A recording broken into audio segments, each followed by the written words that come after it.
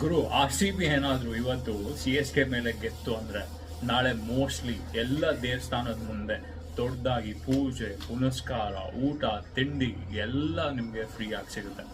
ಅದು ಎಷ್ಟು ಜನ 16 ವರ್ಷದಿಂದ ಅದು ಎಷ್ಟು ಹರಕೆ ಹೊತ್ಕೊಂಡಿದಾರೋ ಇವತ್ತು ಅದು ಡಿಸೈಡ್ ಆಗೋದಂತೂ ಪಕ್ಕ.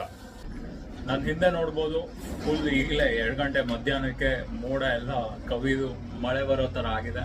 ಮ್ಯಾಚ್ ಇರೋದು 7:15. ಕತೆ ಏನಾಗುತ್ತೆ ನನಗೂ ಗೊತ್ತಿಲ್ಲ.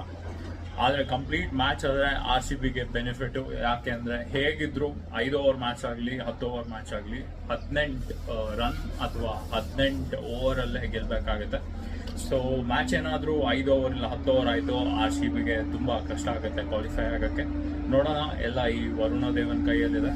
ಹಾಗೆ RCB ಗೆದ್ರೆ ಇವತ್ತು ಇಡೀ ಬೆಂಗಳೂರು ಸ್ಕೈಸ್ ಎಲ್ಲ ಫುಲ್ ನೀವು ಪಟಾಕಿ ತುಂಬಿರೋದನ್ನ ನೋಡ್ಬೋದಾಗುತ್ತೆ.